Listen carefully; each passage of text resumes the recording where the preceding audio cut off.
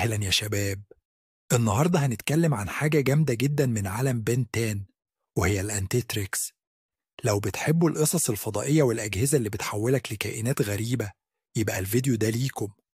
الأنتيتريكس ده جهاز مش عادي خالص، وهنشرح كل حاجة عنه خطوة بخطوة. يلا بينا. الأنتيتريكس ده نسخة مقلدة من الأومنيتريكس الشهير. مين اللي صممه؟ فيل جاكس الشرير الرهيب. ومين اللي بناه؟ كيفن ليفن هنا على الأرض. الجهاز ده بيغير الدي ان ايه بتاعك وبيحولك لكائنات فضائية هجينة، يعني مشكلة ومتوحشة شوية. ليه؟ عشان الدي ان ايه جواه متلخبط، فبيطلع لك فضائيين مختلفين عن اللي متعودين عليهم. مثلا دارك ماتر يقدر يطلع سائل من دماغه ويصلبه عشان يعمل سلاح. فكرة جامدة، صح؟ على عكس الأومنيتريكس اللي فيه فضائيين كتير مرتبين في مجموعات عشرات، الأنتيتريكس عنده بس 11 فضائية. بس متقلقوش، مع الوقت ممكن يزيدوا، زي ما شفنا كيفن من المستقبل عنده هيومن جورابتور. الجهاز فيه حاجة حلوة قوي، إنك تقدر تبدل بين الأشكال بسرعة بمجرد ما تضغط على الرمز اللي على صدر الفضائي. كمان بيخليك تختار الشكل اللي بعده بعقلك، ولو بقيت محترف بيه تقدر تخلط ال11 فضائي دول كلهم في شكل واحد وتستخدم قواهم مرة واحدة. الخليط ده مش جاهز، لأ، بيتعمل وقت التحول، ولو عارف تعمل إيه تقدر تشكله زي ما تحب عشان يبقى مظبوط.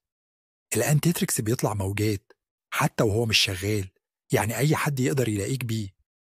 حجمه بيتعادل لوحده عشان يناسب معصمك، وممكن يلبس الفضائيين هدوم على حسب اللي لابسه. كمان بيرد على فيلجاكس بطريقة تليباتية لو اتظبط كده.